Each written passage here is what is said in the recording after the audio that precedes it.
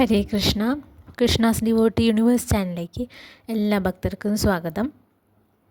അപ്പം ഇന്ന് നമ്മൾ ഹരേ രാമ നാമജപത്തിൻ്റെ ആ ഒരു മഹാത്മ്യത്തെക്കുറിച്ചാണ് പറയുന്നത്. അപ്പം ഇതിനു മുന്നേ തന്നെ നമ്മൾ അങ്ങനെയൊരു വീഡിയോ ചെയ്തിട്ടുണ്ടായിരുന്നു. അപ്പം അത് എങ്ങനെയാണ് ശരിക്കും പറഞ്ഞു കഴിഞ്ഞാൽ നാമജപം കൊണ്ട് നമ്മൾക്ക് നമ്മുടെ വിധിയെ തന്നെ മാറ്റി എഴുതാൻ പറ്റും.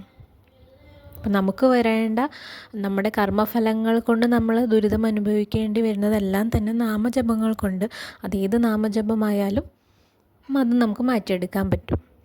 അപ്പോൾ പ്രത്യേകിച്ചും കൃഷ്ണഭക്തരായ നമ്മൾക്ക് ഭഗവാൻ തന്നെ ഉപദേശിച്ച് തന്ന ഈ ഒരു നാമം, അത് നമുക്ക് ഈ കലിയുഗത്തിലെ ദുഃഖങ്ങളിൽ നിന്നും ദുരിതങ്ങളിൽ നിന്നുമെല്ലാം നമ്മളെ കരകയറ്റാനായിട്ട് സഹായിക്കുന്നതാണ്.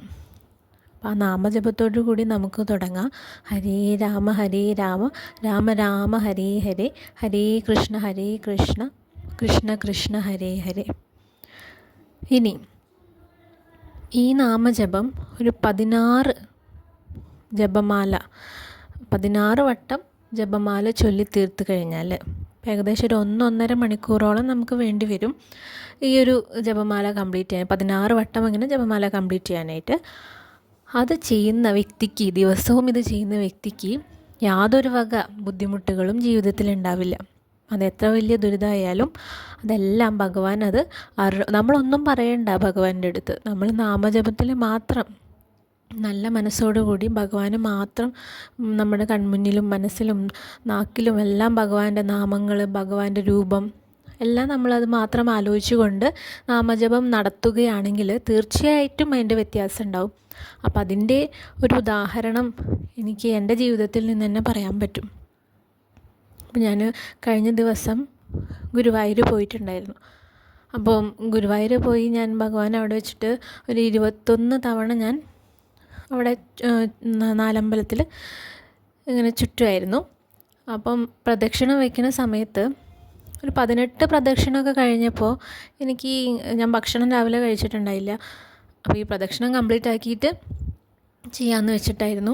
അപ്പോൾ എനിക്ക് ചെറുതായിട്ടൊരു ഗിഡിനെസ് പോലെ തോന്നി. അപ്പം നമ്മൾ നാമജപം ചെയ്തിട്ടുകൊണ്ടാണ് ഈ പ്രദക്ഷിണം ചെയ്യുന്നത്. അങ്ങനെ കഴിഞ്ഞ് വന്ന് അങ്ങനെ ഞാൻ 18ാമത്തെ തവണ ചുറ്റാൻ തുടങ്ങിയ സമയത്ത് തന്നെ എനിക്ക് ഇനി നടക്കാൻ പറ്റില്ലല്ലോ ഭഗവാനെ എന്നിട്ട് ഞാൻ ഒന്ന് ഇരിക്കാമെന്ന് വിചാരിച്ച് ഞാൻ സൈഡിൽ ചെന്നിരുന്നു. അപ്പോൾ അപ്പുറത്ത് തമിഴ്നാട്ടിൽ നിന്നുള്ള കുറച്ച് പേരുണ്ടായി. ഈ സൈഡിലൊരു അമ്മൂമ്മ ഇരിക്കുന്നുണ്ടായിരുന്നു. അപ്പം ഞാൻ ആരോടും സംസാരിച്ചില്ല. ഞാൻ വളരെ അവശ്യമായിട്ടാണ് ഇരുന്നത്. അപ്പം എൻ്റെ ബാഗിൽ നിന്ന് ഞാൻ ഇത്തിരി വെള്ളം കുപ്പി തുറന്ന് വെള്ളം എടുത്ത് കുടിച്ചു. എന്നാലും ഇനി നടക്കാൻ ആയിരിക്കും ഭഗവാൻ, എനിക്ക് ഒരു നിവർത്തില്ല. പക്ഷെ എനിക്ക് കംപ്ലീറ്റ് ആക്കാതെ അവിടെ നിന്ന് പോകാനും മനസ്സ് തോന്നുന്നില്ല. അപ്പോൾ പെട്ടെന്ന് അടുത്തിരിക്കുന്ന അമ്മാമ്മ എൻ്റെ അടുത്തേക്ക് 2 കദളിപ്പഴം, അത് കണ്ണനും പൂജിച്ച കദളിപ്പഴം എടുത്ത് തന്നു. ഇത് കഴിക്കും മോളെ എന്ന് പറഞ്ഞു.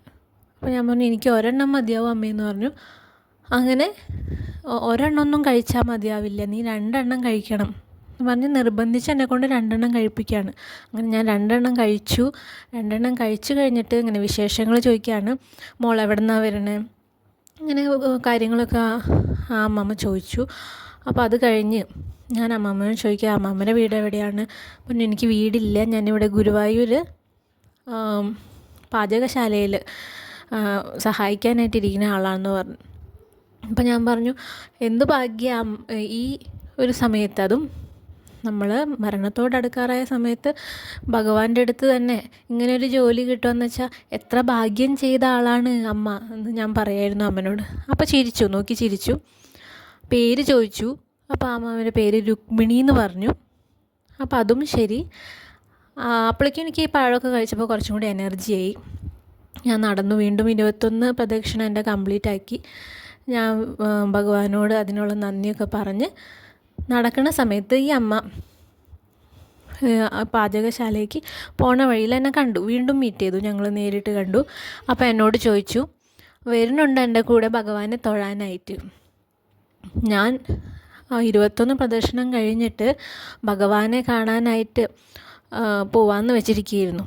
അപ്പോഴാണ് ഇങ്ങനെയൊരു ചോദ്യം. ഞാൻ ശരിക്കും പറഞ്ഞാൽ ഭഗവാന്റെ ആ സാന്നിധ്യം തിരിച്ചറിഞ്ഞൊരു നിമിഷമാണത്. എൻ്റെ കണ്ണിൽ നിന്ന് അറിയാതെ ആ സമയത്ത് കണ്ണുനീര് വന്നു പോയി, അറിയില്ല.